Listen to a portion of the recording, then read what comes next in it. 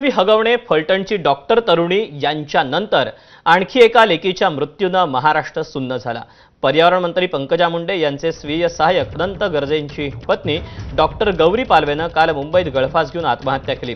गौरीच्या नातेवाईकांनी आत्महत्या नाही तिची हत्या झाल्याचा आरोप केला आणि गर्जे याच्या अहिल्यानगरमधल्या मोहोज देवढेतल्या घरासमोरच अंत्यसंस्काराची मागणी केली।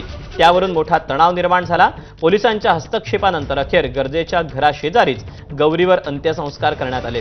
यावेळी शोक अनावर झालेल्या गौरीच्या वडिलांनी गरीबाला मुलगी द्या पण श्रीमंताला मुलगी देऊ नका असा टाहो फोडून आपल्या भावनांना वाट मोकळी करून दिली।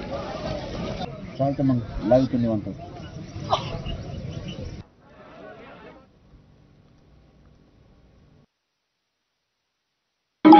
करू नका, फिरून तुम्हाला मुली आणली तर न्याय द्या आणि तुमच्या मुली गरीबाला द्या, श्रीमंताच्या नादी लागू नका, पपकेवर जाऊ नका।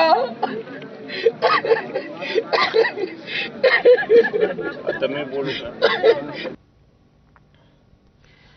पण गौरी यांच्यावर आत्महत्येची वेळ का आली यावरून आता वाद पेटला। अनंत गर्जेचे कथित विवाहबाह्य संबंध, कौटुंबिक त्रासाला कंटाळून गौरीनं टोकाचं पाऊल उचलल्याचा आरोप होतोय। या प्रकरणी वरळी पोलिसांनी अनंत गर्जेसह नणंद शीतल गर्जे आंधळे, दीर अजय गर्जे विरोधात गुन्हा दाखल केला। आत्महत्येला प्रवृत्त करणं, सासरकडून क्रूरतेची वागणूक देणं आणि धमकावल्याच्या आरोपाखाली गुन्हे दाखल केले। रविवारी रात्री 1 वाजता अनंत गर्जेनं वरळी पोलिसांसमोर आत्मसमर्पण केल्यानंतर पोलिसांनी त्याला अटक केली। अनंतला 27 तारखेपर्यंत पोलीस कोठडी सुनावण्यात आली। 12:30 वाजता आमचे पक्षकार हे स्वतःहून येऊन पोलिसांसमोर सरेंडर झालेले। पहिली गोष्ट, झालेली घटना अत्यंत दुर्दैवी आहे, अत्यंत वाईट आहे, अनाकलनीय आहे आणि त्या सगळ्या मानसिक त्रासामधून त्यांनी निर्णय घेतला की आम्हाला सरेंडर व्हायचं आहे। त्यामुळे आम्ही स्वतःहून सरेंडर झालेले, ही पहिली गोष्ट। आज पहाटे त्यांनी अरेस्ट करण्याची सगळ्या फॉर्मॅलिटी पूर्ण केल्या आणि आज पहिली आमची पीसी घेतली। आता माननीय सरकारने 10 दिवसाची पोलीस कस्टडी मागितलेली होती, पण कोर्टाने त्यांना गुरुवारपर्यंत म्हणजे 3 दिवसाची पोलीस कस्टडी ही आता सध्या तरी त्यांना दिलेली आहे। डॉक्टर गौरी पालवे गर्जे आत्महत्या प्रकरणातील महत्त्वाची माहिती एबीपी माझाच्या हाती लागली। आत्महत्येच्या काही मिनिटांपूर्वीच गौरी आणि अनंत यांचं कडाक्याचं भांडण झालं होतं। यानंतर अनंत गर्जे पंकजा मुंडे यांच्या कार्यक्रमानिमित्त घराबाहेर पडला। अनंत गर्जेची गाडी कोस्टल रोडला असताना गर्जे वारंवार गौरीला फोन करत होता, मात्र गौरीनं फोन उचलला नाही। याच संशयातून अनंतनं गाडी पुन्हा घराकडे वळवली।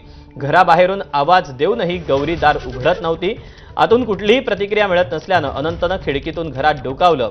यावेळी गौरीनं गळफास घेतल्याचं दिसून आलं। अनंत गर्जेच्या चौकशीतून ही माहिती समोर आली।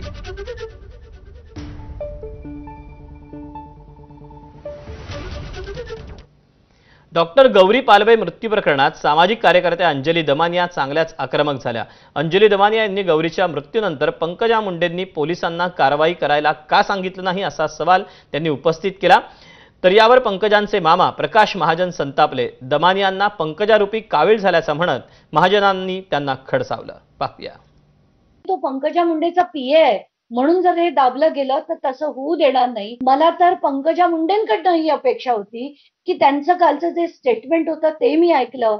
त्याच्यात सरळ लिहिलंय की 6:30 ते 6:45 मध्ये मला ही माहिती मिळाली। मग पंकजाताई, तुम्ही त्या कुटुंबाला, जे पालवे कुटुंब होतं, तुमच्याच आडनावाचं कुटुंब होतं, त्या आडनावाच्या कुटुंबाला तुम्ही का मदत केली नाही? पंकजाच्या नावाने तुम्हाला कावीळ झाला आहे, पंकजाच्या द्वेषाने तुम्ही पछाडलेले आहात। कुणीतरी प्रायोजित करतं पंकजाच्या विरुद्ध, हे मात्र निश्चित।